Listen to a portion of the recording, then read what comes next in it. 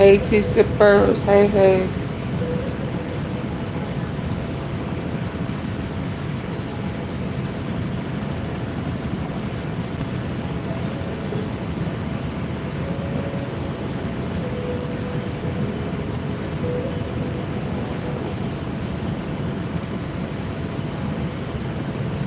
Hey, plus size baddie. Hey, Shelly Shell.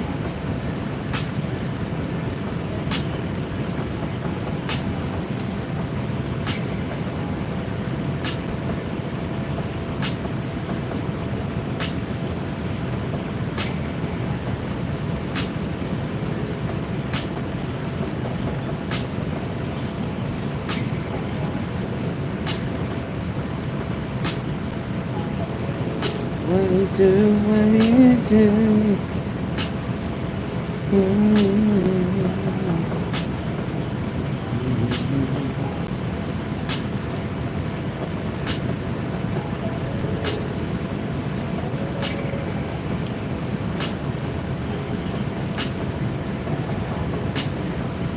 Baby, listen. What is it? Some females went on a baby 2 Michigan woman. Okay, so it says a Michigan woman killed 2 men and shot 4 after boyfriend is jumped. Lord have mercy. Lord. So some females.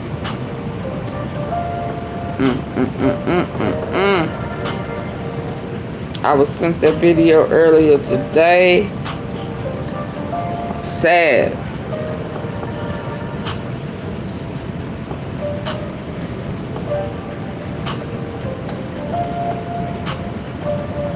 It's sad out there, y'all.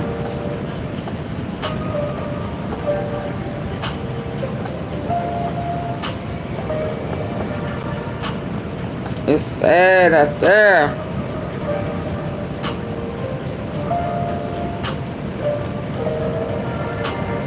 We need a healing.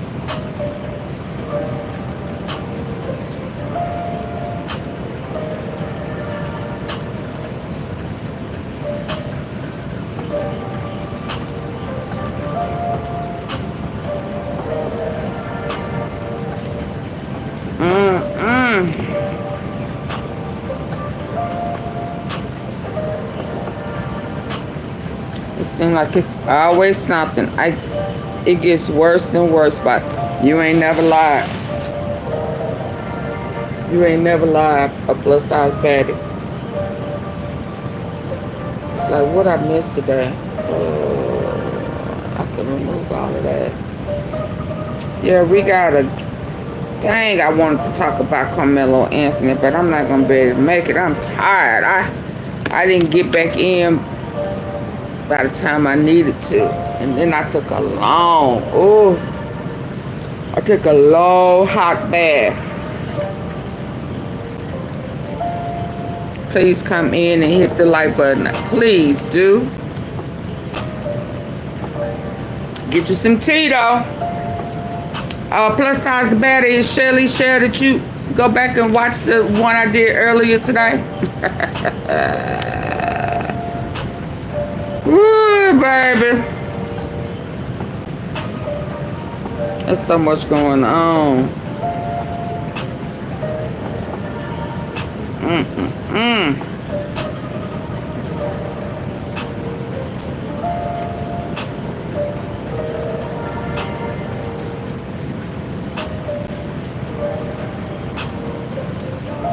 What is the final hour? Oh wow, I don't know if that's something to try to come to a close to consider. I'm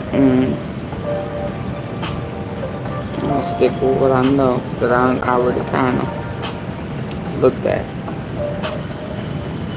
I'm trying to catch American Idol before I go in. I'm trying to catch my boy Jamal.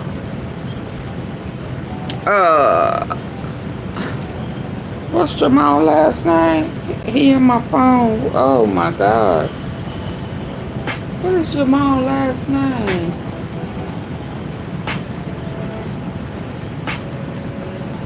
Y'all both Jamal. He got his two pretty little daughters with him on American Idol. I ain't watched American Idol in umpteen years. Yes, I stepped in. Oh, okay. Roberts. I'm gonna say I know his name. I was trying to vote a few times before I went live, but I'm trying to catch him. Hit the press.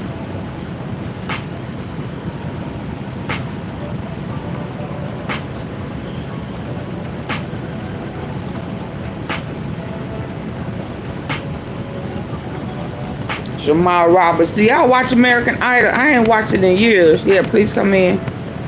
Yes, ma'am. He been cutting up. Absolutely. Oh my God. I love him. And I haven't watched him. Is this the final night? I don't think he in the top 10. Is it? Is it supposed to be? I don't know. Now, you know I've been gone all day.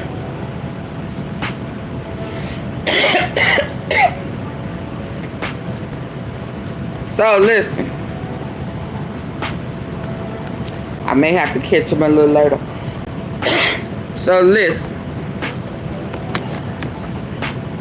Hold on. Let me put on a little.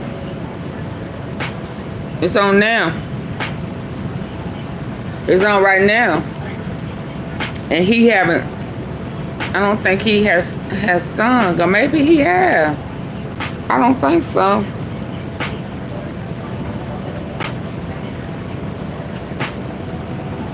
But I know as soon as I start going in, he gonna start singing. So I'm waiting for at least the regulars to come on in.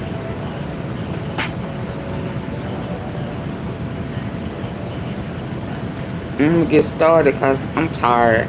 Yeah. So listen. I just don't know what order I need to. Do I need to? Okay. I'm gonna give what time? It's just 8 minutes. Let me give a couple of. Come in. I don't know. I'm asking. I haven't watched it. Yeah, it's on right now. It's on right now. No, he hasn't sang yet. Okay. Okay. Yeah, oh, look at my,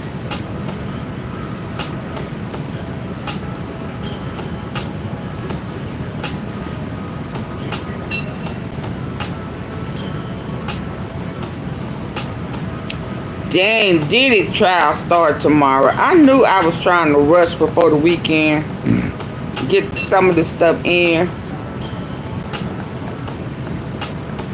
I got one trial ending. Another one starting. And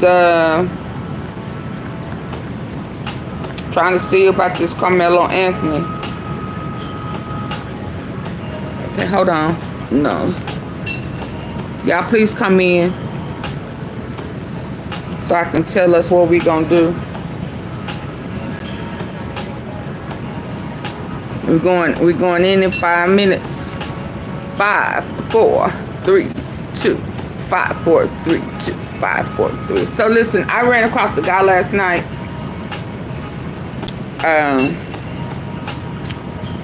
I think I may know who he is. I don't know. Let me hush. Hey, Keita75, how you doing? Welcome. It's your first time here?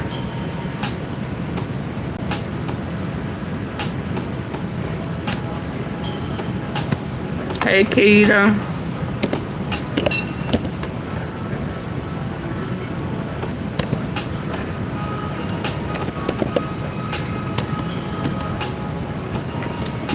Welcome. Oh, okay. So, Okay, hold on. I need to put on something just in case this camera turn around. And y'all be like, ah, hey, hey, ah. Woo!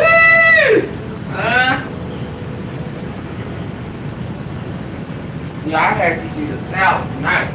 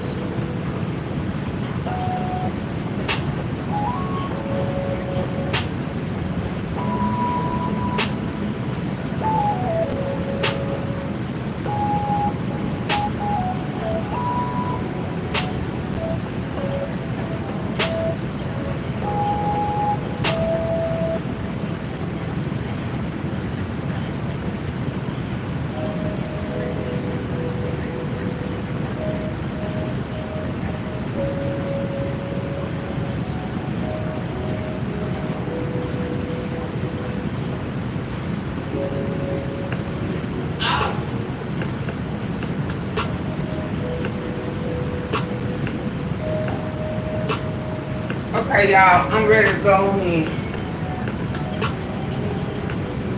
So I ran across a guy yesterday or the day before. I think I seen him. I think he kind of knew, but he made reference that. Can y'all hear me?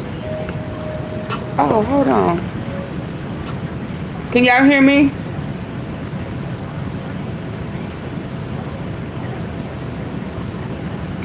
Came across this cat. He says he knows the family. Okay. I was talking and moving at the same time, trying to do 100, well, not 100, several things at once. And I ran across him, and he says he knows Tyre Nichols' family. And yesterday he gave a little breakdown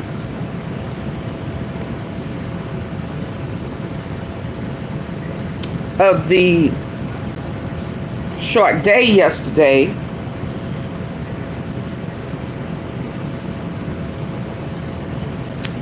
And he made mention that the jury went on a field trip. And the field trip was to tour the crime scene. Now, I don't know. We'll learn. I re-listened today. I don't know if the family was going to go with them, but they did advise the family yesterday. And there's some things that are going on behind the scenes. Because, you know, the jury is from Chattanooga. I know it's Chattanooga. I just, Chattanooga, Tennessee.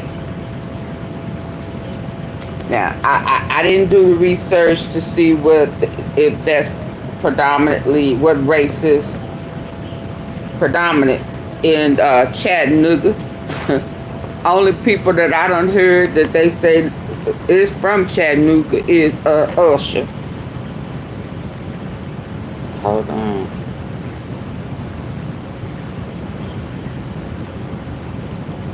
And so they had to go on a field trip to tour the crime scene, both of them. And he made reference to some things.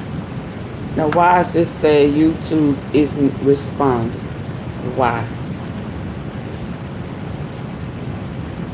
Do I need to clear up some stuff? Do I need to reboot? And I found it interesting that he made mention of the distance in which he ran from where he was initially stopped to where they got him, right? The second location. He made mention of that, and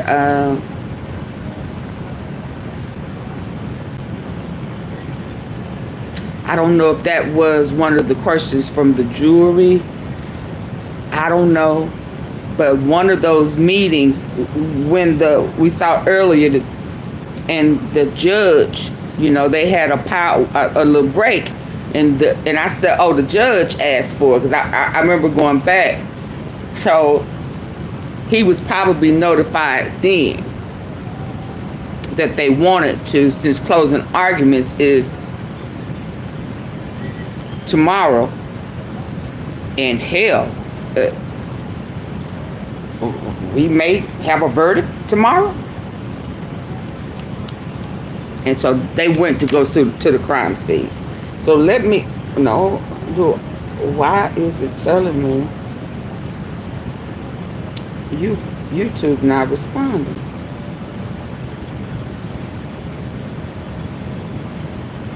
Let me use my other device, y'all, while I figure out this one.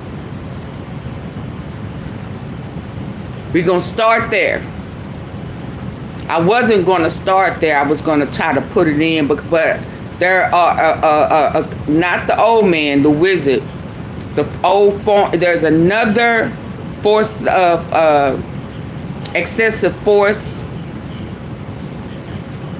guy we need to talk to, we need to listen to, and one other guy. We're going to listen to what he said about the jury field trip,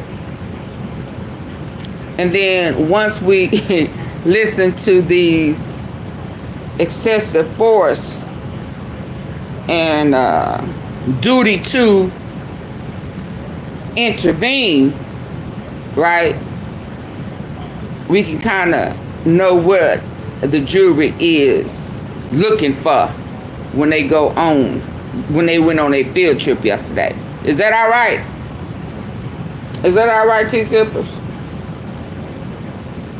Lord, I don't think I've ever cut this device off.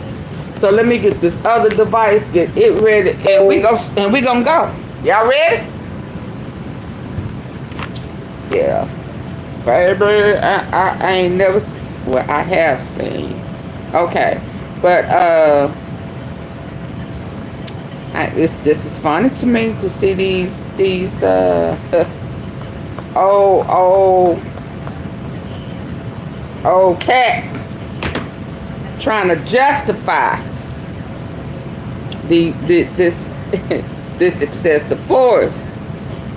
And I don't remember what the other guy said, so I need to hear what this other guy said, and then somebody else. So let's listen. Let me get to it.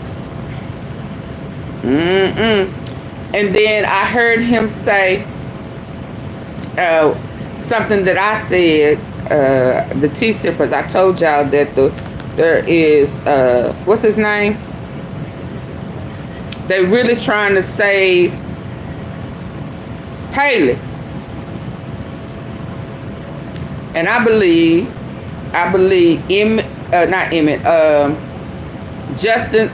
If anybody gets the lesser sentence, it's gonna be Justin. Bean will be in the middle.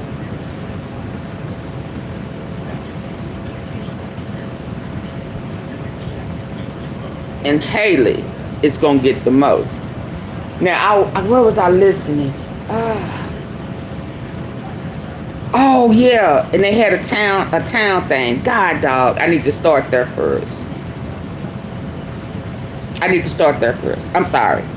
I need to start there first. Because it's going to be hard. I think they're saying it's going to be hard for them. Yeah, no it ain't. I'm going to talk y'all through it. Hold on. I'm sorry. I forgot about this one. And I saw it on Facebook. Oh, Lord, girl, you done came a long way. What is that? Hold on. Hold on. Trying to do too much at one time. Bear with me, y'all.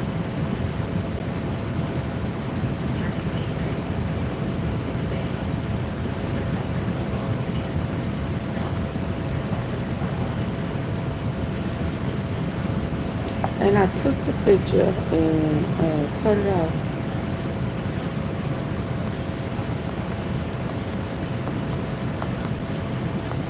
And did not send it to myself.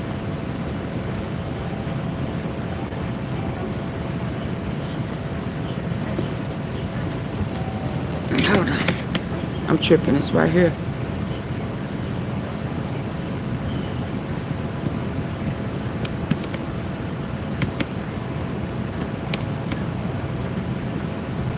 It's right here. At the table are, as always, ABC 24's political analyst Otis Sanford, and then we have Worth Morgan, the chair of the Shelby County Republican Party, new to the show. Thank you for being here. Thank you. And then Pastor Keith Norman from First Baptist Church Broad. Hold on, yeah. For First Baptist Church Broad. Yeah, I said it right. Woo. All right.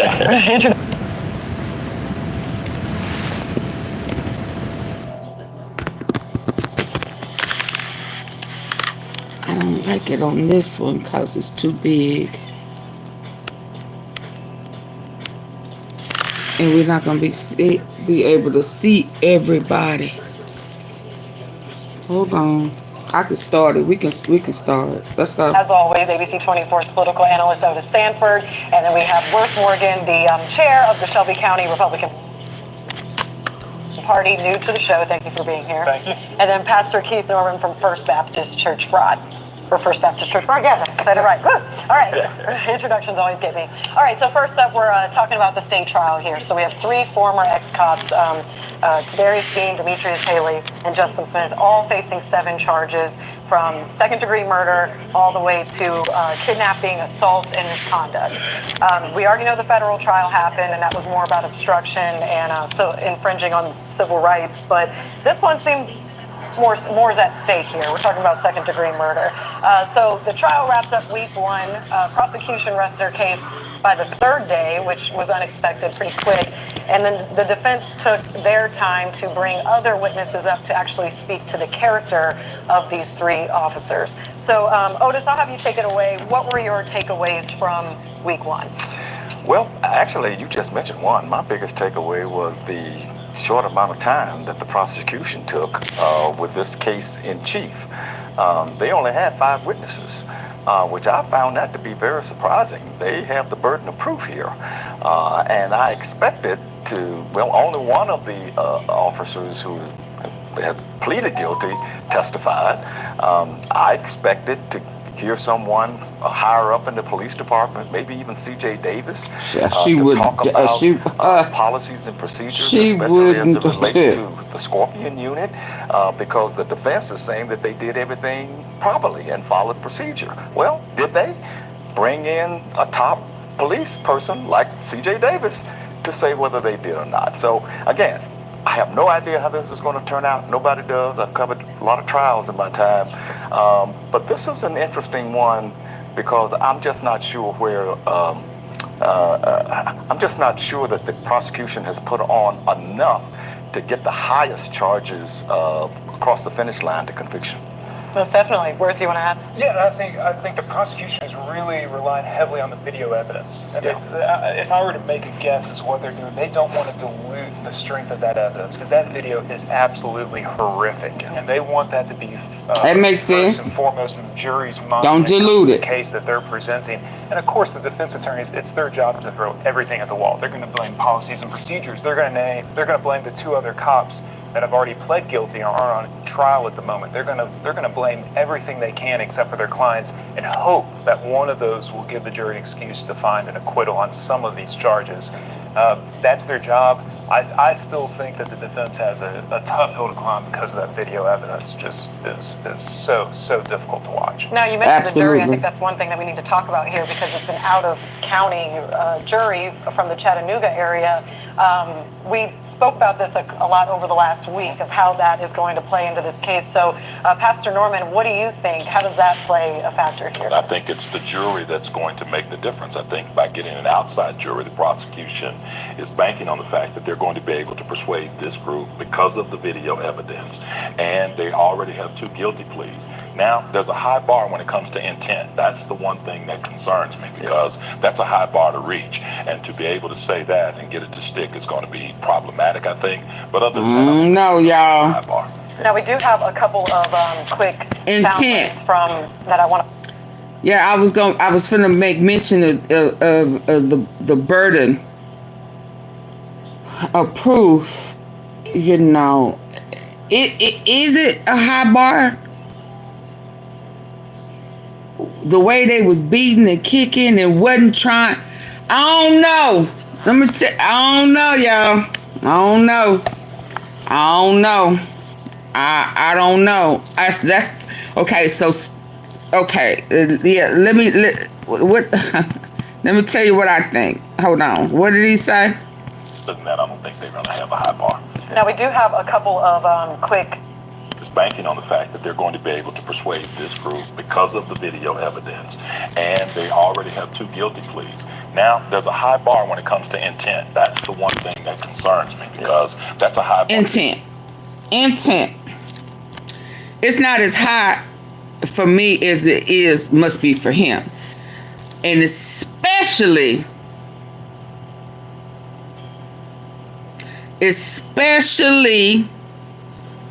for Haley.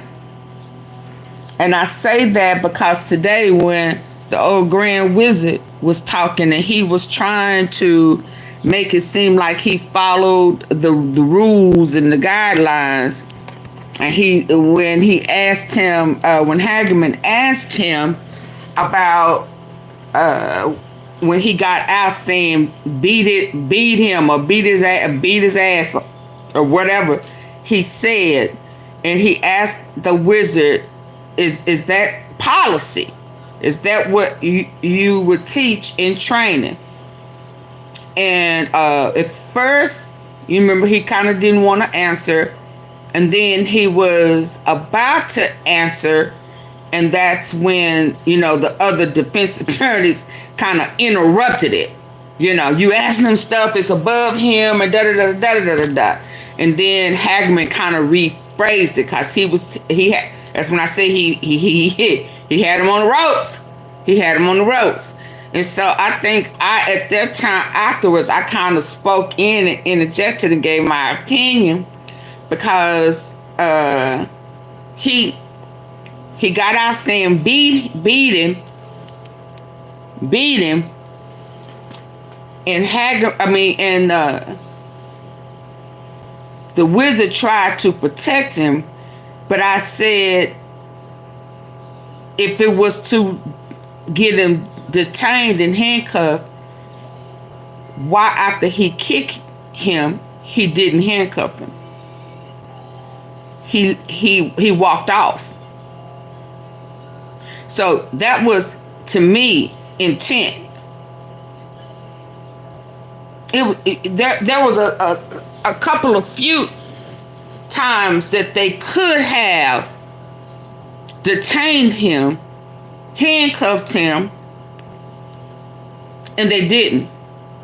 And when they intentionally refused to tell the medical people that they beat him in his head, that's intent. Does that make sense to anybody? That to me, that's putting that intent way up there. Because what did you expect? The way that y'all had beat this man for minutes on end, from a baton to stomping him, kicking him, all of that. And then when medical team came, y'all didn't tell him how severe he had been injured. So they didn't give him oxygen. They ain't check his blood pressure. But Mia said he looked at him and knew that it was bad. So I don't think intent is that hard to find, especially on Haley. Because even after kicking him in his head, he did not attempt to handcuff him. They wasn't worrying about handcuffing him. So it really wasn't about what the wizard was saying.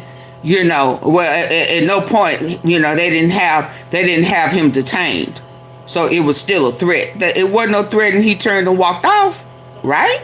But okay. Far to reach, and to be able to say that and get it to stick is going to be problematic, I think. But other than that, I don't think we're going to have a high bar. Now, we do have a couple of quick sound bites that I want to play from Rowvaughn Wells, who took the stand on the first day, from the prosecution side, calling her up. And the defense chose actually not to cross-examine her on the first day. I know y'all did. Was, you know, something to be said. And then that'll follow with Desmond Mills, who's one of the former ex-cops who pleaded guilty already. And then after that, we will actually hear from Paul Hagerman with the DA's office, questioning Preston Hemphill, who was kind of, quote, the sixth officer, if you will, who was fired but not charged. As a mother, as a parent, to tell the siblings that your baby brother is deceased, and really for no reason at all. No reason. I kept asking Martin, what happened? Like, why you stopped him, and how do we get over here, and how do we get to this? Because I was in disbelief on how these things was looked. So one of those things, Desmond Mills, that we just ended with, we're hearing him even say, I was praying for him on that night. I knew it was bad. You know, we're hearing that. That's pretty huge here, I think. So, Worth, I want to ask you, I mean, what do you think about his testimony and how that plays in the defense? You can see that through the video, there was a lot of frustration, there was a lot of adrenaline, and as things began to calm down, which you wish there had been a senior officer on scene or an officer with just a little bit more character to slow all those officers down in the heat of it. But once things started slowing down, you see them pacing, you see them kind of looking at each other, and you start having some of their testimony and comments about, what did we just do? What happened? This is not good. I think they understood the gravity of the situation very quickly. And there's certainly remorse and regret, but that still doesn't exclude the possibility that there was a crime that was committed too. Yeah, they also had a pastor. They did have a bean supervisor come on and speak to the character. So, Pastor Norman, I feel like that's a pretty typical, common thing for the defense to do, is try to humanize these officers. But will that sway the jury? I don't know if it'll sway the jury, but it does impact the way we present these individuals. This is not who they were all of their lives. That's basically what a character witness will say. I know this person differently. I've been called in to give character reference on people before, and I can share with you what I know about them. I can't say that they would not do a particular thing, unfortunately, because the evidence is right before us. This is a real thing that happened, but is this the pattern of behavior that that person practices every day? I don't think so. That's an interesting perspective. And Otis, there was one thing too that the defense did that's kind of one of those, the ugly truths start to come out. But I will say they called up the man that had his wallet stolen and his IDs that were found with Tyre Nichols. So they called him up. His name is Jordan Riley to the stand, and that's a pretty bold play. I mean, it's hard to hear. We've heard about Tyre Nichols. He's kind of become somewhat of a martyr now. That don't mean that he stole it. Does that warrant? Well, yeah. The defense, to Worth's point, the defense is going to throw everything out there. Right. And one of the things that they would throw out there is to try to besmirch Tyre Nichols' character. You know, they brought up the fact that there was marijuana in the trunk of the car, and so they're trying to bring him down from that martyr stardom that he has, and try to make him part of the problem, because they are claiming that he resisted and he ran away and all of this. But Worth, you hit the nail on the head earlier on. The video tells the story here. Right. And if the jury is going to convict, and I'm not saying that they are, they'll do it on the strength of the video more than anything else. But I think it should be mentioned, though, that we should not ever get to the point where discovery after the fact takes and take a person and take their character. I mean, we didn't know what was in the trunk of that car. I agree. Discovery after the fact. Absolutely. Because, I mean, I know that's what they're supposed to do, but they don't have nothing to do with the he wasn't supposed to be stopped in the first place. He was targeted, and at that point it took an ugly turn, and they beat him. What was in the trunk don't have nothing to do with their actions. They didn't pull him over because of what was in his trunk. So I totally agree. Well, let's go. They didn't know. They had no idea what was in the trunk of that car. No. And so what went on was way out of bounds. And nothing will trump Ms. Rowvaughn Wells' opening statement. Yeah. She ended her comments with comments that I can't restate on the air, but the truth of it is that's exactly what happened. They went way too far and they did way too much. No question. Also, you've got 5 different officers that took 5 different actions that night. Please hit the like They're button. going to go through the evidence, and they're going to look at every single punch that was thrown, Hey, every B-Money. single baton that was swung or kick that was given to Tyre, and they're going Willie to try Spencer. to determine, was that potentially a lethal blow? Which officer was the officer that kicked him in the head, that led to the bleeding, that led to the internal trauma, that led to his... Which what he say? I was speaking. I'm sorry. evidence, and they're going to look at every single punch that was thrown, every single baton that was swung or kick that was given to Tyre, and they're going to try to determine, was that potentially a lethal blow? Which officer was the officer that kicked him in the head, that led to the bleeding, that led to the internal trauma, that led to his death? And can they be more responsible than the other officers who might not have done as much damage to him? So it could be that we could see a variety of convictions or charges come out from, not just charges, but convictions come out from this at different levels for the officers based on the actions they took that night. Most definitely. And I will say Mills' testimony really showed the individual acts too. He was able to take it there. The outcome of this trial, any worries about outcries from the community or rallies or just what does this mean? How much is at stake for policing in Shelby County and in Memphis? Well, I'll just say briefly that everybody's going to be looking when the decision is getting ready to be made. We'll stop what we're doing.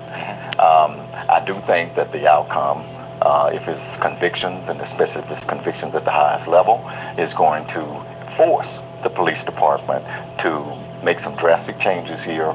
All of it hinges on the way Ms. Rowvaughn Wells has conducted herself. If you recall, in the first trial, she was always a calming effect.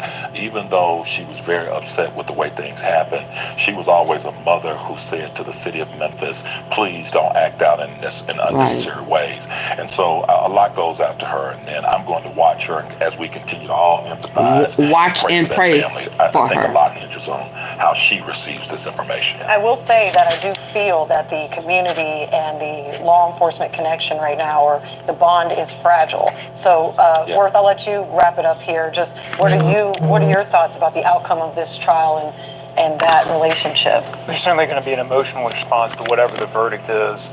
If I were still on the Memphis City Council, I would be hitting the administration over and over and over again about who are we hiring to the Memphis Police Department, because it is in everybody's best interest. The side of the community that wants law and order and to be safe and be protected, and the side of the community that makes sure that protection, those police that are out there, are doing so in a responsible and fair and even-handed way. We get there if we actually hire the best in blue. If we have men and women of quality and character that are going through the training, that are adhering to the policies and procedures of the Memphis Police Department, that's in the best interest of the entire community. Okay, I think that does it justice there.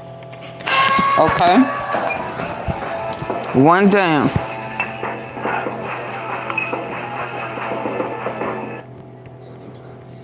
Let me see if I can get to it here.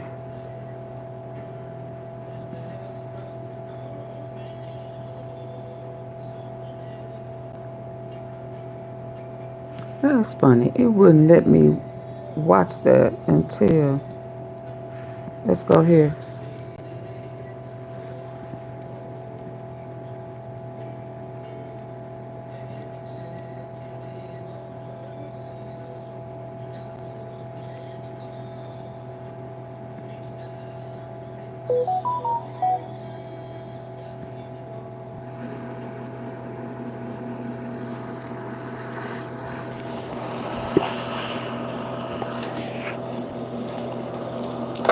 Shout out to Dynamic Reason. Baby. Media One, what's happening? I'm coming. Hey, folks, what's up? Bucket and truck. We're going to jump right into this Saturday. I ain't going to keep y'all on here for long. We're going to jump right to Derek.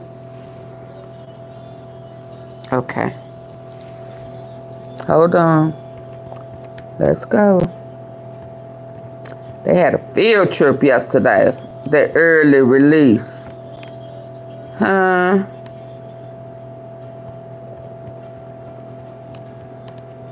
Question. Okay, hold on. Let me see. I'm glad I came back over to this device. Can y'all please hit the like button? You know, come on, y'all. This don't make no sense.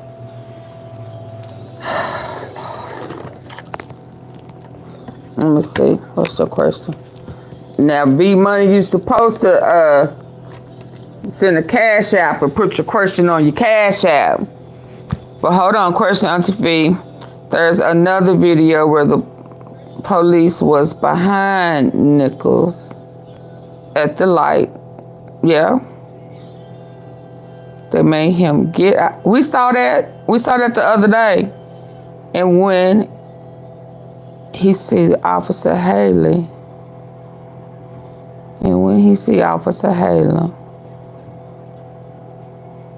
when they had him on the floor, he ran. Yeah, we watched that the other day, V Money. I don't know if that was last night or yesterday morning.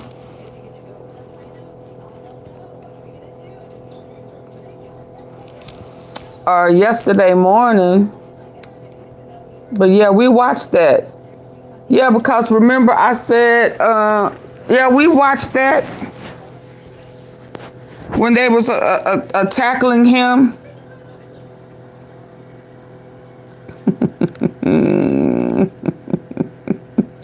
My moderator saying, I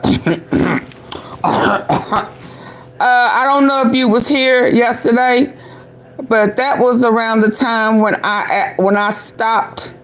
I kept stopping the video. We realized that there was no lights on the car, police car, that they had the blue lights. He had that Challenger. Yeah, we watched that. And then they sandwiched him in with the police car, and he had that,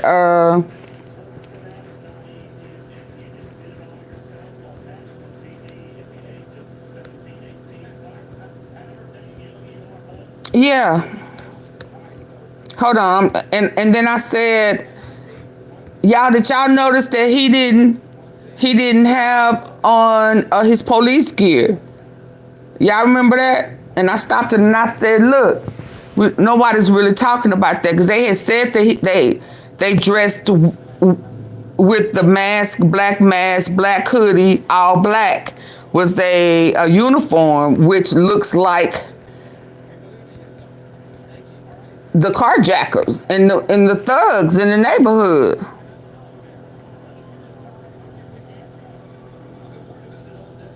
So he knows Haley. I don't know if he knows him. I don't know if he didn't say, man, what you doing, but he was saying stuff like y'all doing too much, but he didn't make reference as of just one, because at that point Haley was yanking him out of the car. Hemp Hill, he was there, as well as Martin. And that's when they started, the pepper spray situation came. Because remember, I was saying, what is Hemp Hill doing? Is that a fishing line, or what is that? Yeah, but Haley, yeah. So that would have been on the day they talked about that.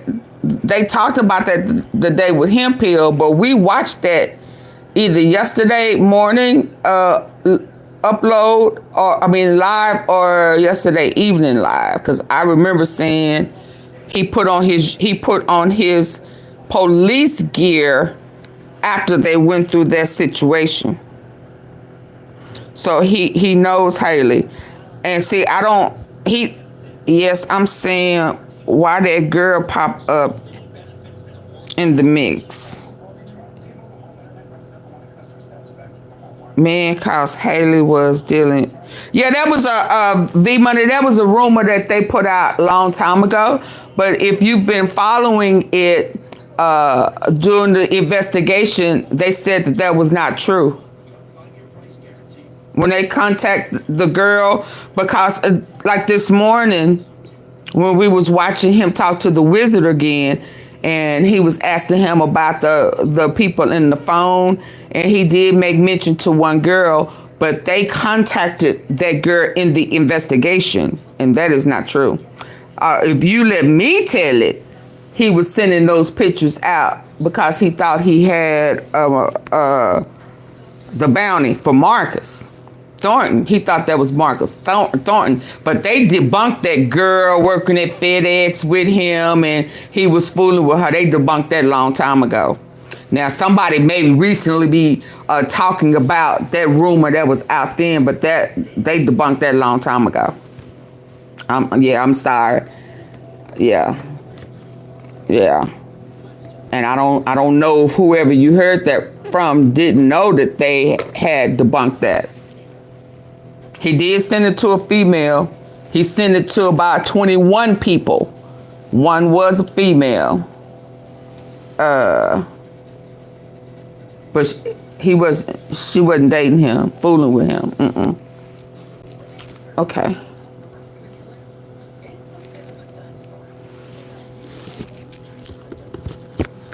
Yeah, let's get that.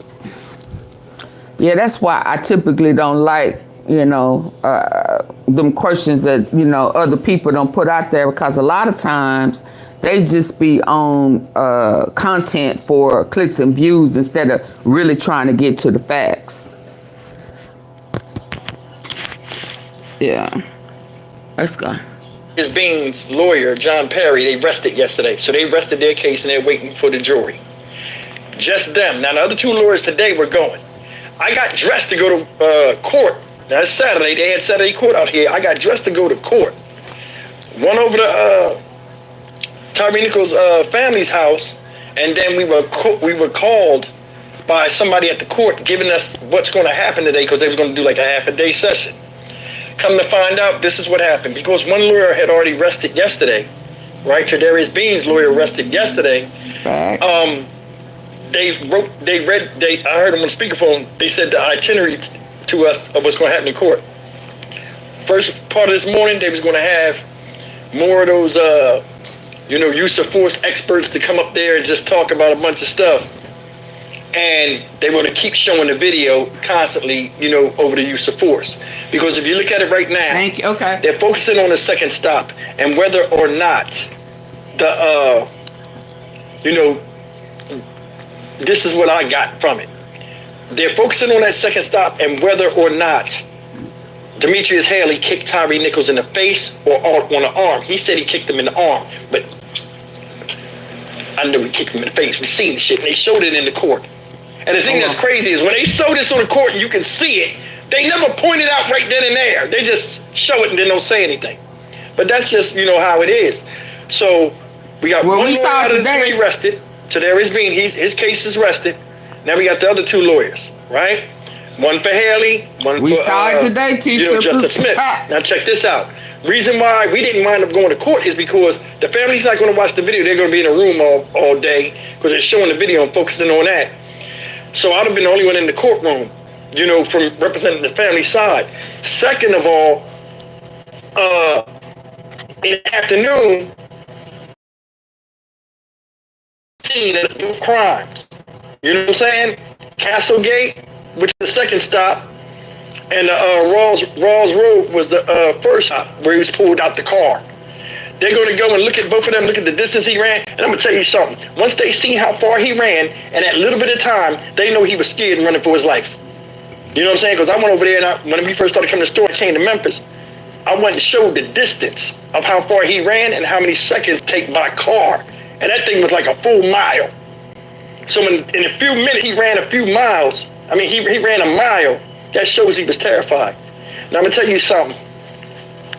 What I found out today, after they came back from the field trip, because if you was watching the live stream, a lot of it was showing a lot of deliberations where they were talking and stuff, this and that. Now, all of the lawyers, from what I just got a phone call right now, all of the lawyers have rested their case. So they're going to talk to the jury, and they're going to go in deliberation on Monday, so I heard, because none of us are there. This is what they're telling us. So that's what happened. Once this is done, we might have a verdict by the afternoon, We just guys. didn't know that they... Let me tell you something. The deliberation on this is not going to be long. These people want to go home. They're exhausted. They've been dragged through the mud with the one lawyer with the damn laptop. Everybody breathing, don't want to deal with it. These people want to go home too. And this thing right here is open and shut. And it's certain things I want to talk about, but I don't want to talk about them right now until they go into deliberations, and then, well, after they come out of deliberations. Now, I'm not saying I got a voice where I can alter the case or nothing like that, so don't get it wrong. But what I'm going to say, I'm going to see if it happens first, and then I'll say it, because I'm going to be honest with you. Fuck it, I'm going to leave it alone. I ain't going to say nothing. But, get your free copy of my new best-selling book, Commercial Real Estate Investing for Beginners. That's what happened today. And I feel really good about the case and the chance of all three of these people. So he's tied to the family. The family has... You know what I'm saying? And... so the family has selected him. I don't know how they know him. To be in the court, to do the reporting, social media on behalf. So I don't know if he's going to have interviews with them, but he is privy to those inside things. And he was with Miss Wells' husband yesterday. So I think going to, because they're not from Memphis. So they don't know anything about the neighborhood. They don't know anything about the distance. They don't know anything about none of that. So going to the scene of the crimes, both of them, and I guess they are going to measure the distance. I don't know. I don't know how they're going to look at it. I'm sure they want to know how the two officers were the officers that was chasing behind him. It didn't seem like it was a mile, but I don't know. I don't know. I don't know. Let me back that up a little bit. Oh no, They use the same strategy they use in the feds, each one scrambling for their client, saying who hit who, and one stood there, did they administer aid, why they didn't, passing the buck, so on and so forth. This is what it is, guys. But I mean, I do know the man should still be here, and it's just a mess. Because I'm going to tell you something, I'll show you how funny the justice system is, right? Think about this. If Tyre Nichols survived that, right? Do you know how many charges he would have got slapped on him? And he didn't do anything. They would have eventually got dropped, but he would have wound up going to jail and been stuck in the system until they figured out they was going to let him out and examine his whole situation. No, they was going to use that mushroom because he ran, and try to make it seem out of him. Yeah. And he ran for his life. That okay. Oh, wow. Okay, y'all. Please. Y'all, I need for y'all to get the likes up. Can y'all get the likes up, please? Woo, please get the likes up.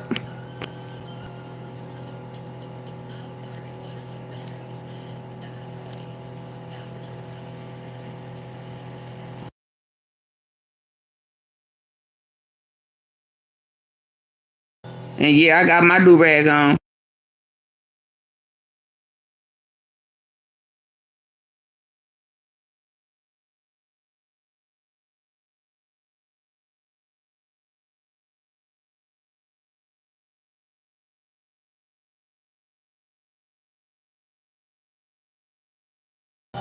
Double tap your screen or hit the thumbs up.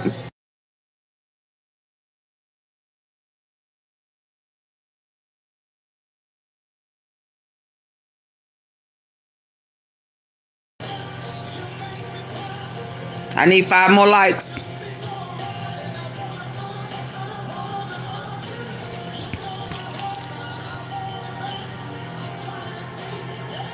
Five likes.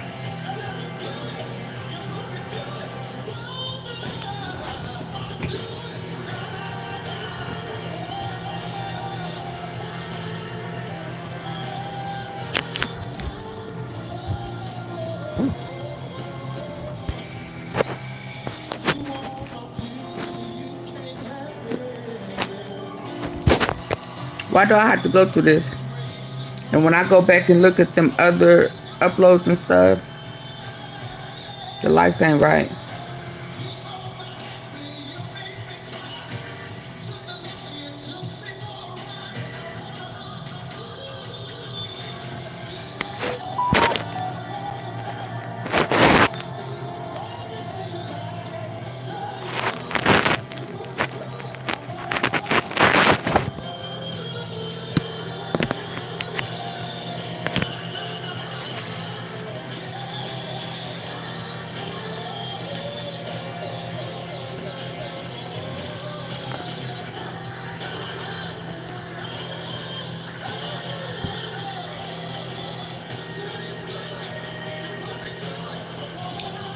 Okay. Because they was too busy kicking his ass. He was putting his hands up trying to save himself. What is that? Why they didn't, passing the buck, so on and so forth. This is what it is, guys. But I mean, I do know the man should still be here, and it's just a mess. Because I'm going to tell you something. I'll show you how funny the justice system is, right? Think about this. If Tyre Nichols survived that, right? Do you know how many charges he would have got slapped on him?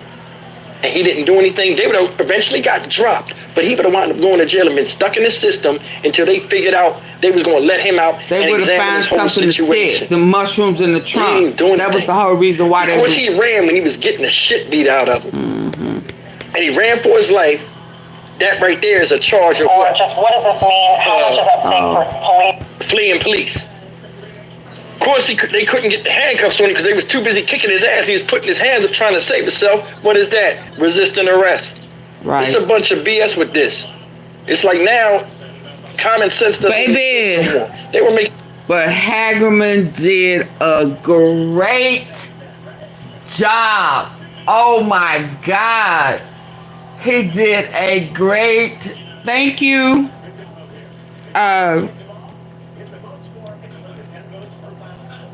Shelly Shell, thank you. Hey, Max to the boogie. Max. Hagerman did an amazing job, baby, when he started saying, I mean, how many more kicks, how many more hits? Should he not start defending himself? Should he not have tried to get away? I mean, it was damned if he did and damned if he don't, right? I mean, he kept saying he wasn't detained, he wasn't fully detained. But at what point do he start defending himself with this abuse? I thought that was brilliant. I thought it was brilliant. The viewing should match the likes. Oh, V Money, no. No, nowhere near it. So you talking to the people. Oh, okay, there you go. So yeah, I think Hagerman did an amazing job with them saying he was resisting and they could not handcuff him and all of that. At some point, when should he have tried to get away? It was brilliant. The big thing about him running, how many of you would have stayed there and got your ass beat? He did his thing, baby. By people that are in uniform in chaotic bout. So much so he had the Grand Wizard, man. Baby, that wizard was hot as fish grease. Now, possum grease. In a chaotic balance, when they supposed to have law and order, they pull you over. They never searched him. Do y'all know that? They never searched him. They just got the fucking him up as soon as he got out the car. And all because they wanted to pick somebody, and he picked him. You know what I'm saying? This is crazy. This could have been anybody. Anybody. They already had a plan of what they were going to do. Do you know they showed when Emmett Martin was the one that followed him? This was the cars behind Tyre Nichols, in case y'all didn't hear it in court. Hempfield told the whole thing. Said Emmett Martin called it in. Emmett Martin's behind Tyre Nichols. Says, Hempfield said he was behind Emmett Martin. Haley was in the third car behind them. They showed the body cam of Emmett Martin, right? You could see when he flicked his lights on, he flicked his lights on for 31 seconds. Then turned them back off and just was following behind him. Oh, he's running with the lights off. Never kept the lights on. Turned them on for 30 seconds. Got up on him, cut the shits off. Oh, he's running. Come on, man. Come on. And all of them as officers was getting pressured to make arrests. They Let was. me tell you something, man. You look at this whole thing for what it is, Smith. man. Absolutely. This is bullshit. And it's basic human, I'm going to say human nature. And what I mean by that is this. Human nature dictates that if a human is doing something and you don't stop them or give them definite rules to follow and the penalty of what happened if they don't follow said rules, you're not going to get no order. They gave these guys cars that are unmarked. They allowed them to wear hoodies, baseball caps that are out of uniform code, hats like this, looking like street thugs. All they got to do is have a vest on that say police or a t-shirt. They targeted, and they said this is what they said. But he did not put that on. Yeah, we saw him when he put it on, right? We saw him when he put that on. Yeah. So when he was doing what he was doing, he did not have that vest on. He didn't have his police gear on. They were out there trying to look for guns, drugs, money. You know what I'm saying? And this is what they targeted. People standing outside of stores. Anybody that breaks a minor traffic infraction that allows you to light them up. They call it blue lighting. Because they got blue lights out here. You can blue light them. All of those people. Cars that had messed up registrations.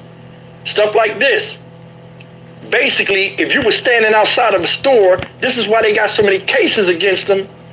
Because They was just running up on anybody they looked at less than in hood ass areas, which is a lot over Memphis, all over Memphis. You can go anywhere and people be hanging outside the store. Nobody was safe. And they said they moved every damn day to different areas and just caused problems.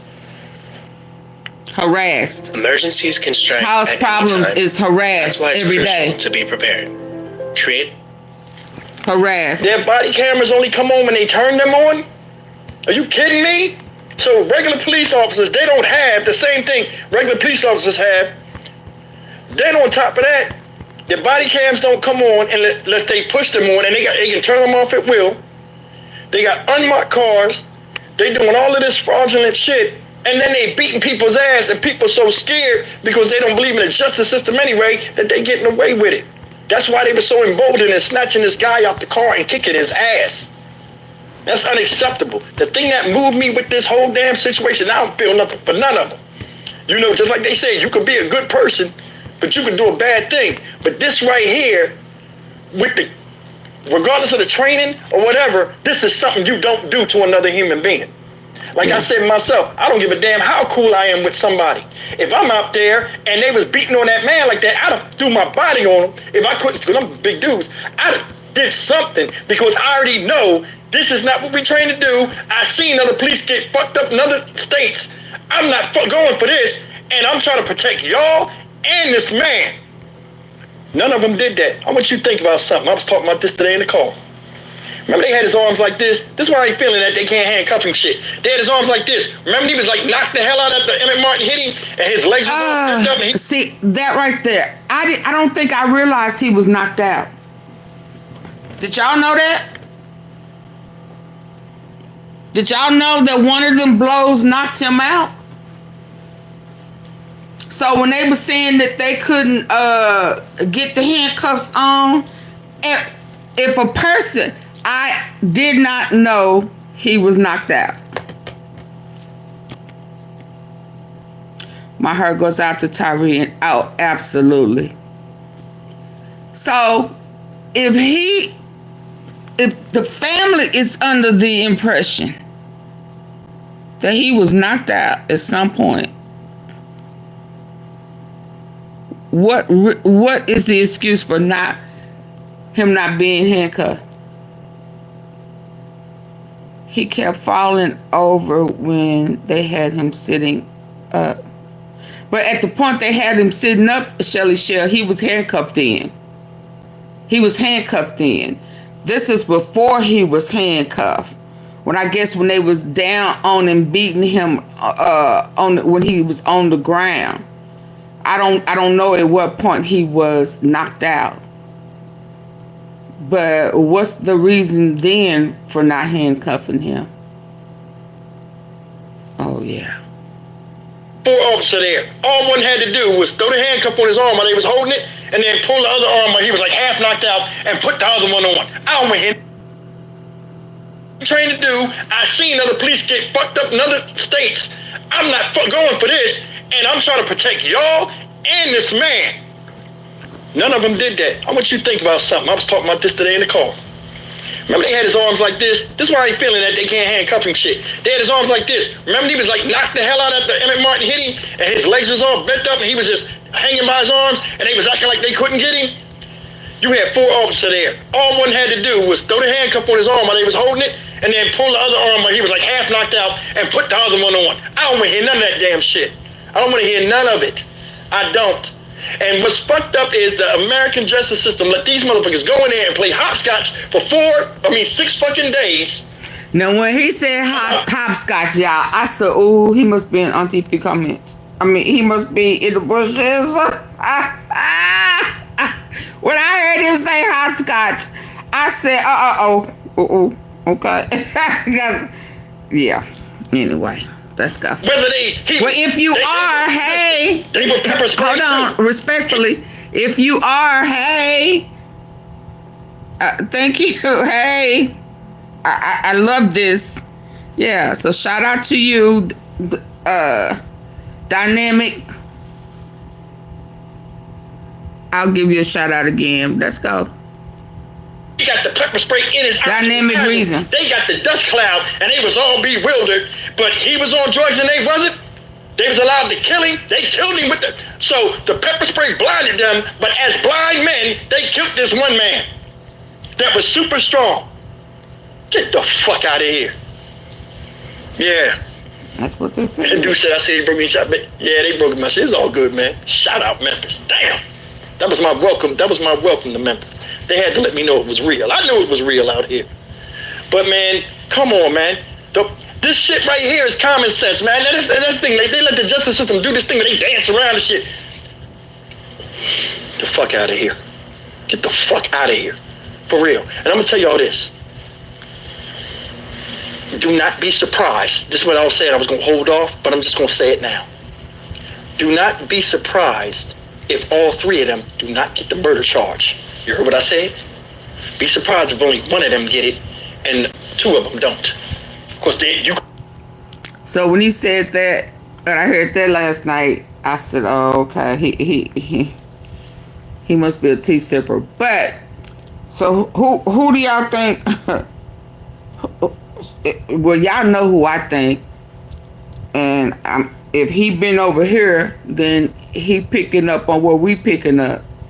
Cause Haley, that's why the wizard had to help him. He did not have a friend from long time ago, a friend in when he was worked for the jail, the state jail, a friend, you know, that he went through the academy with. He don't have no friend. I wonder why. Cause he a part of Cynthia. Huh? Why he don't have no pastor? The girl? What about the girl that he was sending the message? All 21 of them people, huh? Why none of them were character witnesses for him? Everybody else had their pastor, had their line brother, had the guy who went through the basic training thing with him. Everybody had somebody who knew them personally except Haley. He needed help that was more intense, more convincing than anybody. But why did he not have any friends? Nobody?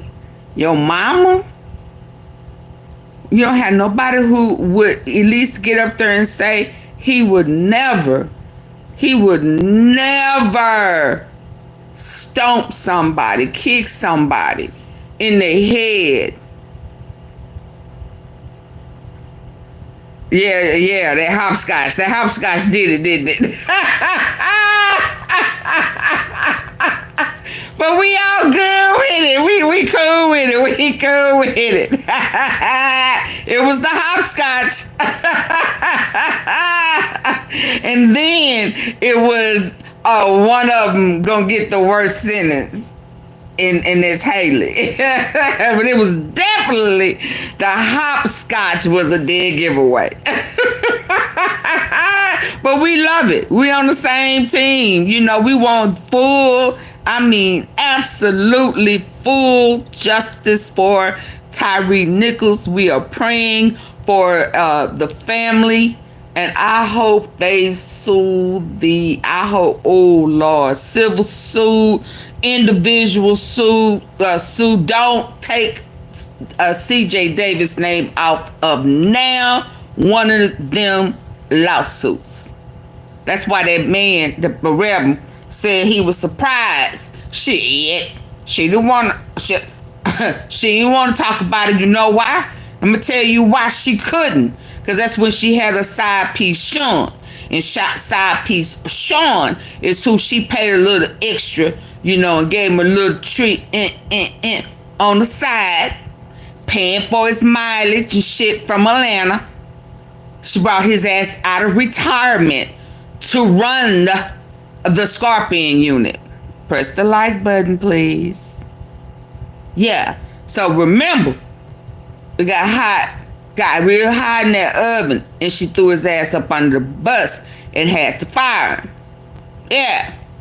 So the very guy that she had running it, orchestrating it, above Lieutenant Smith, was her side piece, Sean. Yeah. So no, she don't want to talk about nothing. She said all I had to do was look cute, walk real slow, keep my eyebrows pretty, you know. Yeah, she didn't want to talk about that, y'all. Oh no. But I wouldn't take her ass off now lawsuit. Not now. See it, watching it, you can see what they're trying to prove. What? Because remember, the kidnapping charge, and that charge we kidnapping too. And come on, man. This shit right here is common sense, man. That's the thing. They let the justice system do this thing where they dance around and shit. Get the fuck out of here. Get the fuck out of here. For real. And I'm going to tell y'all this. Do not be surprised. This is what I was saying. I was going to hold off, but I'm just going to say it now. Do not be surprised if all three of them do not get the murder charge. You heard what I said? Be surprised if only one of them get it and two of them don't. Of course, you can see it. Watching it, you can see what they're trying to prove. Because remember, the kidnapping charge, and that charge we kidnapping too. The kidnapping charge initially was at the first stage when they threw him to the ground and pulled him out the car when he wasn't doing that. That was the kidnapping charge, but they added to this. Yeah, so that was from the first stop. So that means Haley was at the first stop. That means that it would be Haley. That means that it will be Haley. They yanked him out the car, but Emmett called a false report in. You see, so this was before. So he was all okay. So yeah, see, again, I'm still say it's two of them, and it's already in my archives that I felt like could be tied to the CMG. I mean, as far as working on the books, dirty cops working for them on the street, and it would be Haley and Emmett. For dang show, Haley. And I said this a while back. So I don't know how it would have been communicated, but why would if Emmett spotted the guy, spotted the car, and felt the need to call it in, why would Haley come with such aggression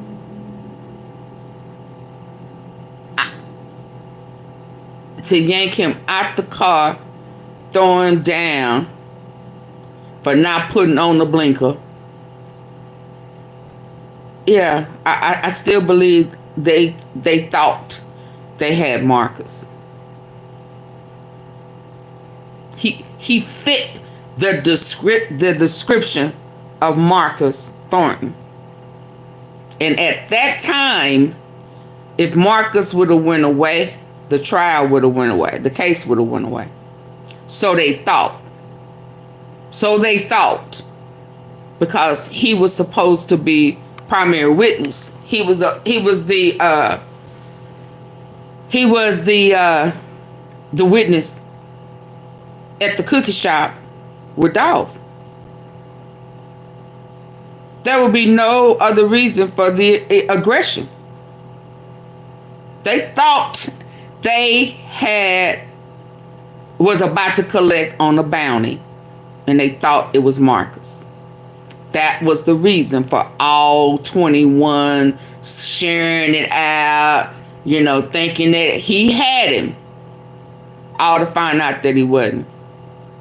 That wasn't him. Yeah, that's my opinion. But all three of them are charged because they being rung up all together. So them kidnapping charges, only person. I'm just thinking about that. Now I ain't heard nothing. Only person that's gonna if it go that route, I'm sorry. If it go that route, because Haley was the one that actually yanked him out the car. He was the one that yanked him out the car and was detaining him, and he ran off. So if somebody get it, it's gonna be Haley. Hence why he needed the wizard. Cause Bean and Smith wasn't at the first stop. And one has already pled guilty. Did he plead guilty to kidnapping? No, I don't remember. Hemphill was not charged. And only other person on the first scene and the second scene would have been Haley. Haley ass in trouble. I've been telling y'all that. And what they're doing. No, they're all going to go to jail. But don't be surprised if all three of them don't get the murder charge.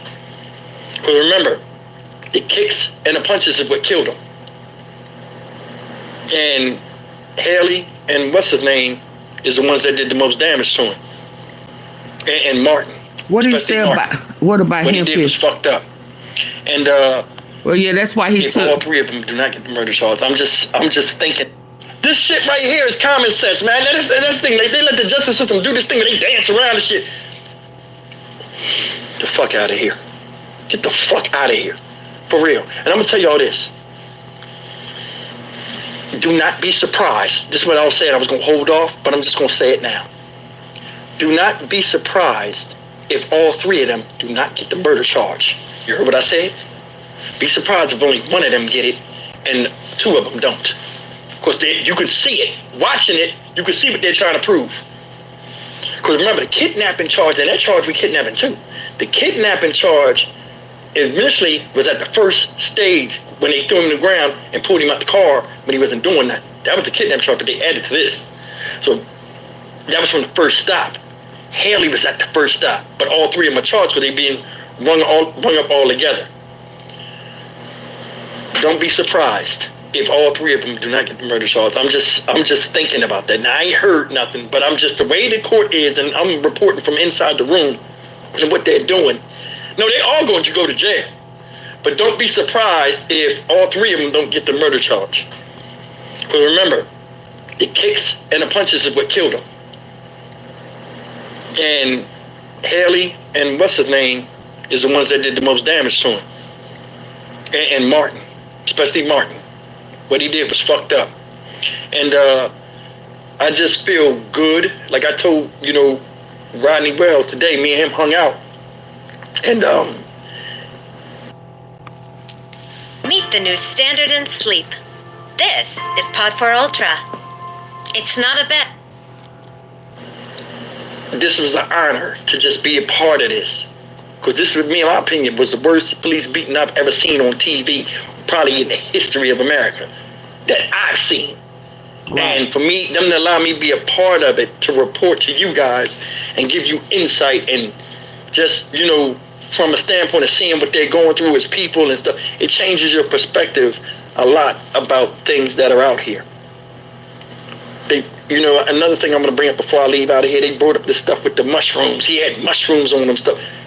It was a wrapper that was in his trunk. So it wasn't even, who would have drugs? A personal size use of drugs. That's like me taking a pack of cigarettes. I'm a smoker and had the cigarettes buried in the back under the damn thing knowing I smoke cigarettes. It makes no goddamn sense. Carl Major, this is worse than Rodney King to me. Because Rodney King, when we seen that, we wasn't seeing stuff like this. Police was knuckling people down. We heard about it. Rodney King was bad, but it was far away. Remember, they showed the Rodney King shit. That shit was far away. And it made people mad. You know what I'm saying?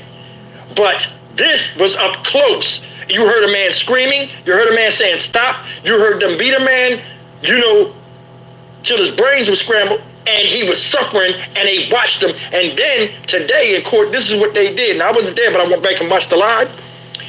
They played the end part and let it run. How they was talking about how they fucked him up and how they was laughing and all this stuff about how they beat his ass. They played it at the end. After that, they all rest. So Monday, they're going to do whatever, closing argument.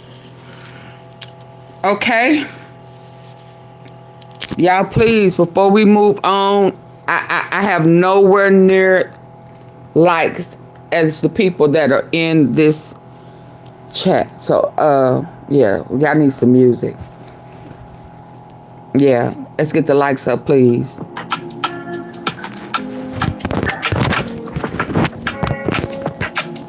Please. I need at least 20 likes.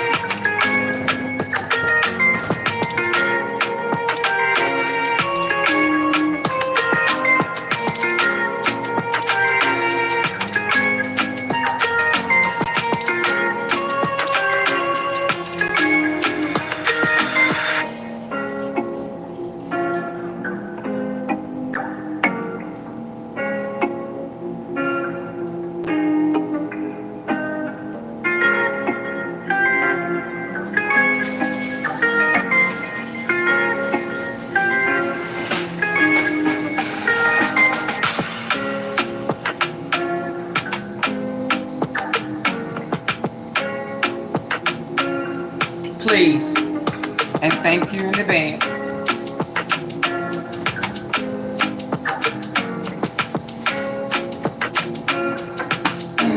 My charger fell off.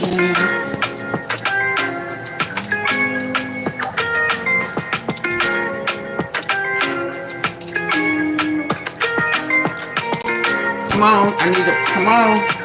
Give me 10 more likes, y'all, come on.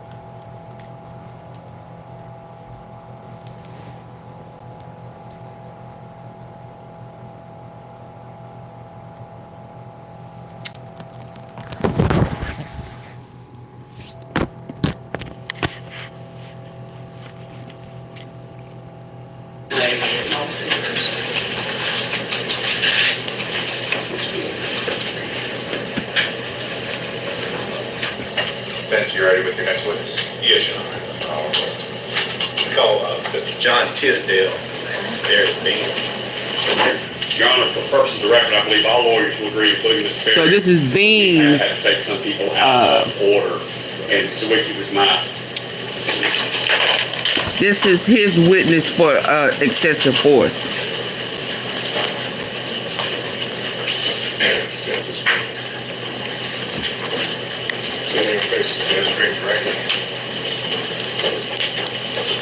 So you solemnly swear or affirm that the testimony you give today will be the truth and nothing but the truth to help you God? I do.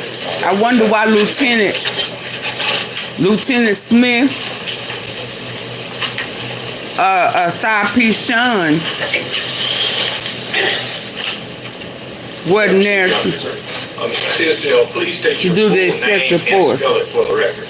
It's John A. Tisdale. It's Tisdale. Mr. Tisdale, have you worked in law enforcement? Oh, yes. How many years have you worked in law enforcement? Around 36, 37. And would your first years in law enforcement been around 1977? Yes, sir. Be correct. At the University of Mississippi Medical Center. On the security or police force there. It's a state. Okay, thank you. And have you gone through the academy in Mississippi? Yes, sir. I went to Mississippi Academy. I also went to the FBI National Academy. And have you served in different capacities in law enforcement? Yes, sir. I've served from being He is the excessive force served as chief in 2 different occasions. Were you expert chief, for once being. down in Arizona? Yes, sir. A little town called Parker. And were you chief ever in Tennessee? Yes, sir. Gallatin, Tennessee. And were you chief, how many years approximately were you chief out of Gallatin? About 9. And did you retire as chief of Gallatin Police Department? Yes, I did. Have you ever had any role in what's called post-certification? Yes, sir. All right, what did you do in regards to post-certification in the state of Tennessee? Well, I had to, I've taught at several academies and in some college classes I taught for a while for an organization. Did you ever do any work with the state of Mississippi in their academy? I did. What did you do in their academy? I taught some classes in their academy as a guest instructor. Were you what's called an instructor? Yes, sir. Have you ever presented at any seminars? Oh, yes, sir. And that's been throughout the last 37 years, I think. Yes, sir. Just, different times throughout my career. And you've done the same in Mississippi as well as in Tennessee? Yes, sir. And have you presented places nationally as well? Nationally, yes, sir. Have you taught any online courses? Have I taught? Yes, sir. I taught about 3 years online courses for the University out of Denver. Your Honor, Matt, approach. Yes, sir. If you have an African American, Should take a look at that document I just handed you. Yes, sir. Is it your what's referred to as CV or resume? Yes, sir, it is. And look at the pages to that.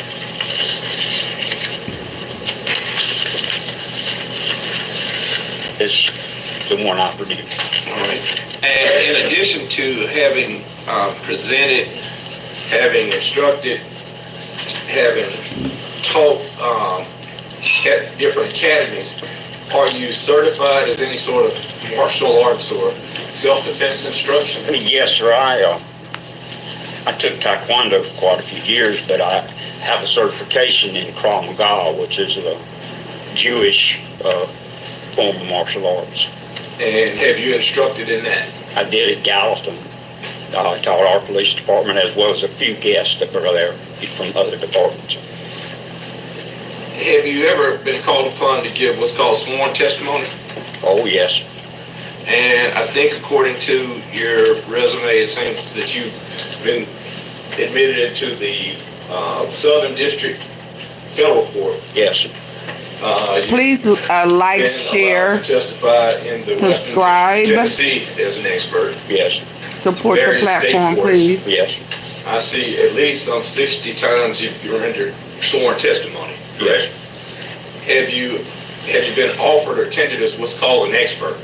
Yes. An expert in the areas of police policy? Yes, sir. What about use of force? Yes, sir. In this particular case, did you have an opportunity as a part of the documents that you were given to review the policy regarding the use of force continuum taught and instructed by the City of Memphis Police Department? Yes, I have. And have you also in the past been given or given instruction or participated in the writing of instructions regarding policy and particularly use of force? Yes, sir. Have you ever been denied the ability to testify in any forum as an expert in use of force or police policy? No, sir. I've been limited in a couple of cases where there were some topics they wouldn't let us bring up. That was it. But you were never stricken as an expert by any court or any forum? No, sir. I've attended the CB, Mr. Tisdale. Your Honor, at this time, I'd like to offer to this court Mr. Tisdale as an expert in the areas of police policy and use of force.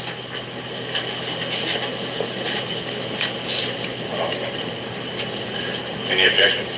No objection to Mr. Tisdale being attended as an expert, Your Honor. All right. Oh, wow. I only got 20%. As an Okay. expert in police policy and use of force. May I proceed, Your Honor?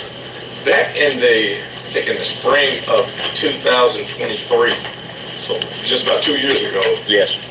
I placed a call to you regarding this case. Yes, Remember that? Yes, sir.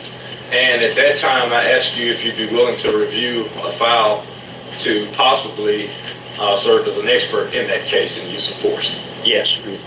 Now, on the front end of a case, if somebody sends you a file, such as myself, and our firm has used you before, sent you information before, do you have like an initial review policy, or do you just take whatever comes to you? Yes, so what I tell people when they call me and ask me about a case, first thing is I'll do you an initial review for free, because I don't know if I'm going to take your case or not till I know the facts. Because I may not want to, I may not agree with your person, you know, or support their position. So in your case, you sent me the facts and I reviewed them, and then I sent you back an initial review. And in the information that I sent you initially, did it include some videos? Yes, sir. Did it include a basic synopsis of certain statements that we had at that time? Yes, sir, it did. Did you have the opportunity to review those videos and the synopsis of statements? Yes, sir. And subsequent to your initial review, did you agree to at least continue service in this particular case? I did, because of the limitation of what I was going to be involved in. I was involved specifically to review the activities and behavior of one police officer. In this case, that's Mr. Bean. Not the entire situation, because there are some components in that situation that I don't care for. And in your review of the situation, I don't care for meaning that he wasn't going to lie. He wasn't going to vouch for it. He wasn't going to sugarcoat it. Yeah. Yeah, did y'all catch that? It was some particulars in there. I'm just not. I don't like. Hey, Vicky. Activities and behavior of one police officer. In this case, that's Mr. Bean. Not the entire situation, because there are some components in that situation that I don't care for. and in your review of the situation, did you also say that you wanted an opportunity prior to saying, I'm going to jump in and do what you're doing today? Did you say you want to meet Darius Bean? Oh, yes. And did you have the opportunity to review documents and things with Darius Bean? Yes, I did. And as a part of that process, did you go through the videos that were involved in this case? Yes, I did. Played the video back and talked about it, and then there was an allegation that he had struck the suspect, or the victim in this case, and we slowed it down and took a look at it to see exactly how it was done, because under the policy for Memphis, you have an open-handed process and a closed-hand process, and we wanted to see which it was. And you had, by that time, had you familiarized yourself with the Memphis policy regarding the use of force continuum? Yeah, yes, sir, I was relatively familiar with it. I wouldn't say I could quote it, but... And the use of force continuum, just for the sake of the jury, is that what starts off, I think, with a physical presence at a location? Yes, sir. Basically, it starts with your appearance and you show up. And sometimes that'll accomplish things, and sometimes it don't. What about verbal commands? Yes, sir. That would be your next level. Verbal commands, and then eventually from there you would go to open hands on, and then if necessary, then you'd go to closed hands, which is the more violent stuff, and then of course lethal would be the last. And between closed hands or hard hands, empty, and lethal, is there, I see you have a cane with you. Is there an instrument that the city of Memphis has or allows certain officers to have that might be an intermediate form of force? Well, you can use batons, and whether that's a regular baton or expandable or asp, I mean, there's several different kinds. You can use those at levels less than lethal, because that's not a lethal force. Have you ever seen an asp baton prior to this case? Oh, yes. And is that the item that if you flick out a certain way, it can come out as a piece of metal? Yes, sir. It folds up and then it extends if you flick it. In addition to that asp baton, is there another? You've probably heard about Boxable's flagship product, the Casita. In addition to that asp baton, is there another intermediate form of force that would involve any sort of a canister or spray? Well, you're talking about your OC spray or your pepper spray, whichever name you prefer. But yes, there is. Now, you heard Mr. Zawicki testify earlier, and this week you had some health situations going on, so you weren't here for all of the testimony this week, That's right? correct. But you have been around people where the pepper spray has been deployed. I've been around a lot of it. Not only that, I've been pepper sprayed through training. Is it a pleasant experience? No, sir. There ain't nothing fun about it. And a straight burst of pepper spray into the face, can it be painful? It can be painful. It can interfere with your eyesight and your thought pattern, because it does. It makes you feel like you're losing your breath and stuff, and it's not fun. Pepper spray administered at night while trying to place handcuffs on a suspect that might be resisting, would that make that task somewhat more difficult than trying to arrest a person who's willing to put his hands behind his back? Well, if he's willing to put his hands behind his back, obviously it's much easier than somebody resisting you. And the pepper spray on a person being handcuffed, you got to be careful, because you don't want to get that all in the officer's face. And in this particular case, that's what seems to have happened. Would that in any way limit your ability to see or your field of vision? Oh, without a doubt. It limits their field of vision, and their field of concentration would probably become narrowed behind that, because they'd be more worried about the pain and the discomfort.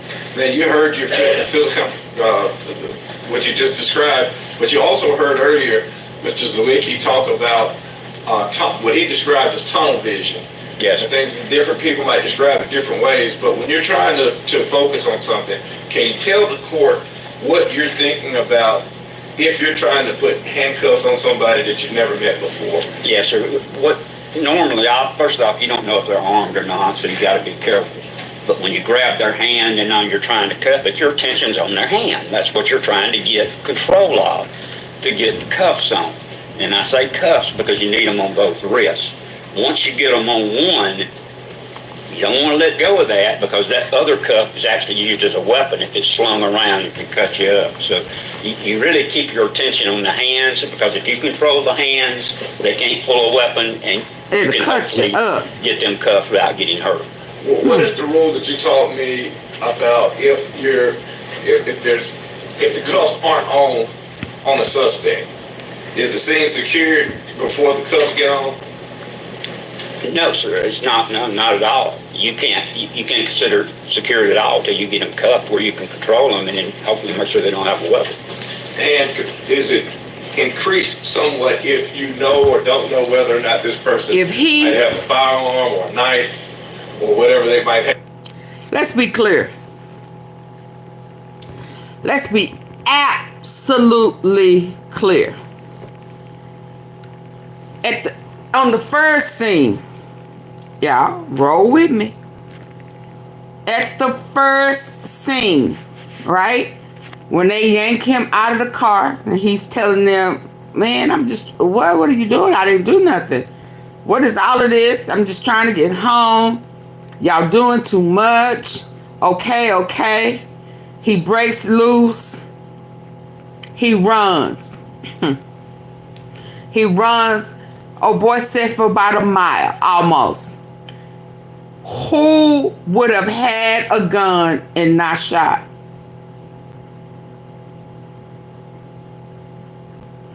If he was in fear, not knowing if they was really coming to carjack, if this was, you know, a hit, you know, we know they popular now in Memphis.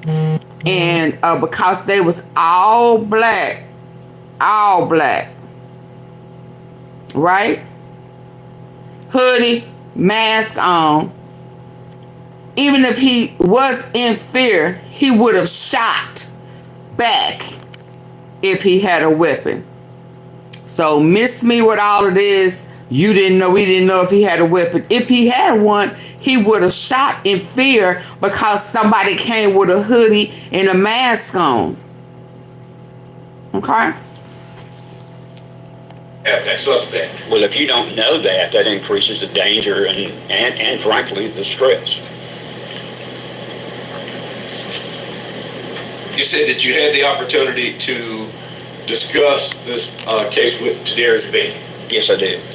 And did you see a video, which we're going to call a body-worn camera, of Darius Bean?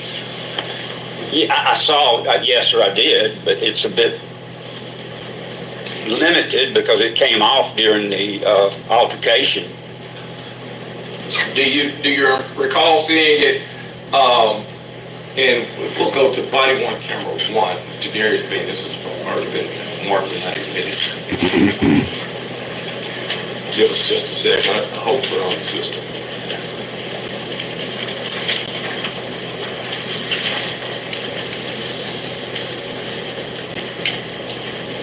Yeah, sir.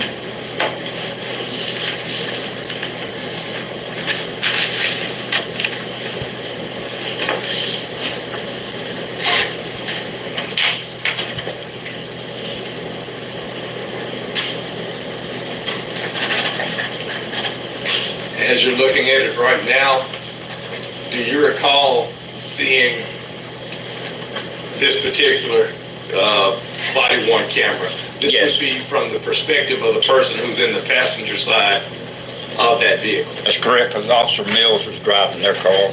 It was, from your information, Bean would be on that passenger side? Yes. Hit play.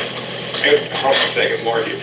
When I ask you to hit it, just call out the time stamp, if you will. So it would be starting at 20:31:28. All right. We're just going to let it play through.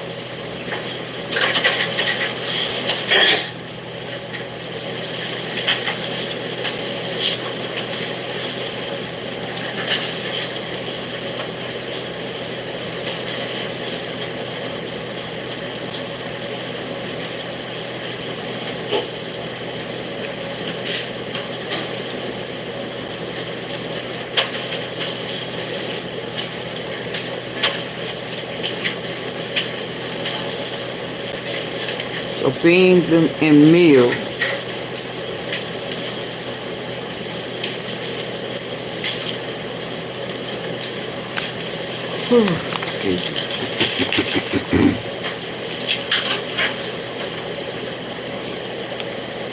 Y'all please get the likes up.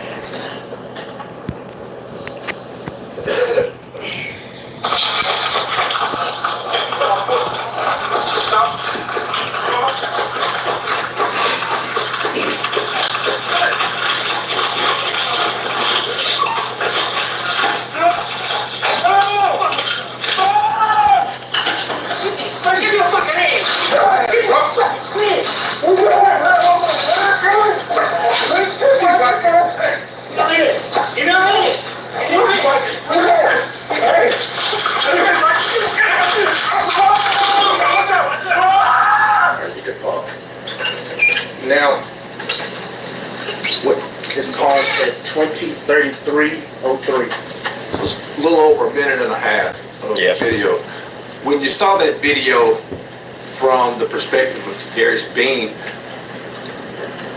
did Darius, and going back to the site that door first opened, do you recall seeing the person that walks up Yes. That street. Yes. And you recall that person being identified as the suspect. Yes. And at the point that you see, do you have any criticisms of the actions up to that point of Mr. Tadarius Bean? No, sir. They received a dispatch that the suspect had been in an altercation with some police officers who were running and trying to escape, so they were looking for that suspect. And I think they were 3 miles or so away from where the initial stop was, so they weren't there for all of that.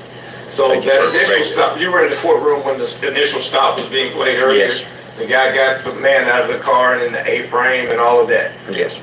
To your knowledge, was Tadarius Bean aware of what all would have happened on that scene at all at this time? No, so all he knew is that the dispatch was that they were in pursuit of a guy they had tried to spray and arrest, and he had escaped and was running. And based on your knowledge, if Tadarius Bean is sitting in the passenger seat of this car and he sees a person who meets the description of that suspect, and based on the knowledge that he has pepper spray and this suspect is walking down the street wiping his face, if Tadarius Bean says, hey, and the suspect turns and runs, can you tell this court what Tadarius Bean is supposed to do as an officer if he worked for you in your role as police chief? His job would be to get out and try to apprehend that individual, because it doesn't make it appear that he's the subject you're looking for. If the driver of that vehicle on that two-man team, when he got back to the station that night and said, Chief Tisdale, Tadarius Bean wouldn't jump out the car, what would be your response to that? He'd be fired. Any questions? Not many, because, I mean, as a law enforcement officer, when you know that other officers are after somebody, you've got a responsibility to assist. So, in your opinion, did Tadarius Bean have any other options than what he has done up to that point? Not at that point. Right. We're going to go to the body-worn camera of the driver, Mr. Mills. Right. And we're going to play it the same way, yes, without interruption, until a certain point. We're going to play it until they're trying to get the hands of the suspect. Yes. And we'll stop there.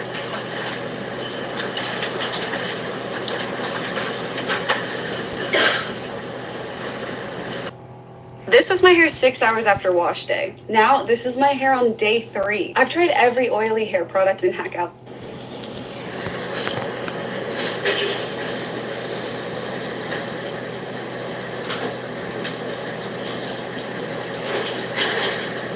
This is starting at 20:32:05.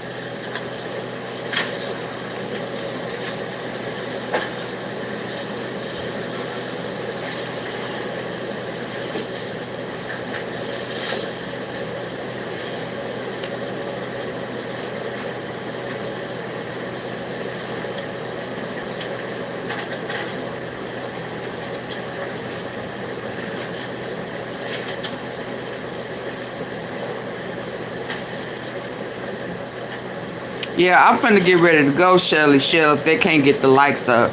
I was going to play something else from a whole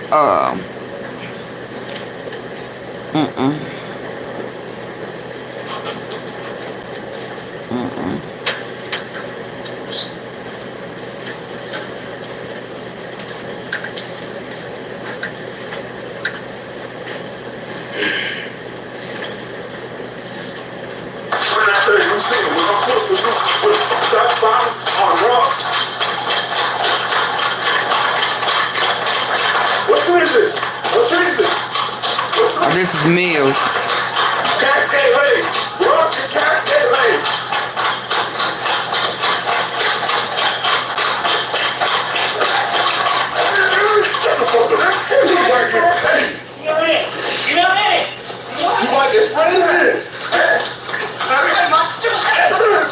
What did he hit? Oh my God! Pause now. Oh wow. Have you seen the deployment of pepper or OC spray at this point? Yes. And is this the point that Bean identified that he had been sprayed as well? Yes. Right. And you saw it deployed just then. Now, that is played in regular speed, correct? Yes. I'm going to ask that we go back 20 seconds We're playing half speed. Yes.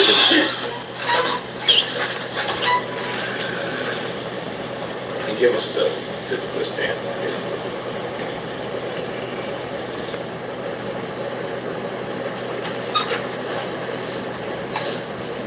This is gonna be 2032-59.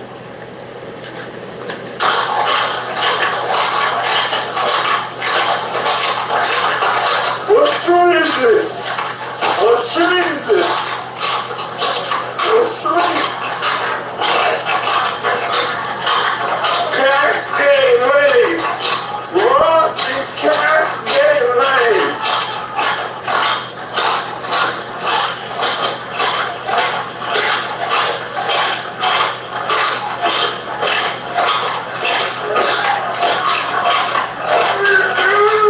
Shut the fuck up. See you, white you. Hey.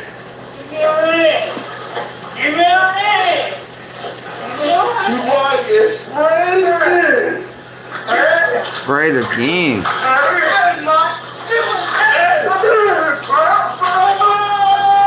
So he sprayed him and then kick him. You didn't spray him and then try to cuff him. You walk back. Y'all sprayed him. Y'all are not trying to cuff him. Y'all not trying to cuff him. Y'all walk back. A few questions. Hold on. Did you see Hold on. Hold on. of Mr. Bean was landing in relations to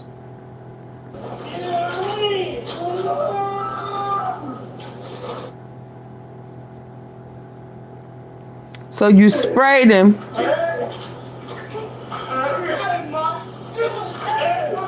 Y'all hitting him. Y'all kicking him.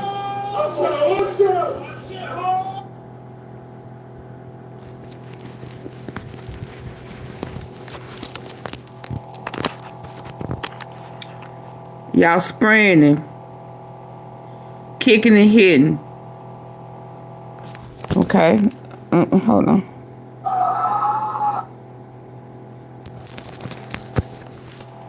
And then they stepping back cause somebody right here is spraying. So they stepping back.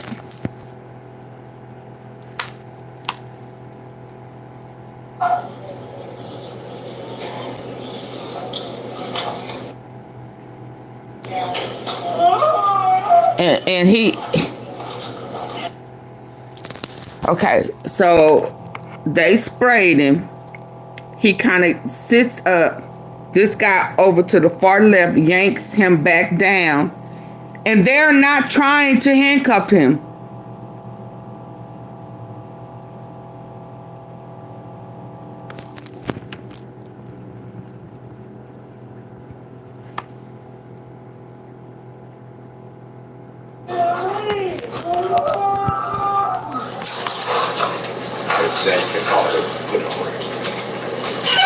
They didn't try to handcuff him. At this point, did you see where the hands of Mr. Bean was landing in relations to the suspect? Yes, they're hitting on his forearms. He's left trying to push his arms back when he brought him around. They're open. That's an open-handed technique. It's not a punch. Okay, y'all didn't get the like stuff. I'm gonna go ahead and go. Blows landed to the head of the suspect.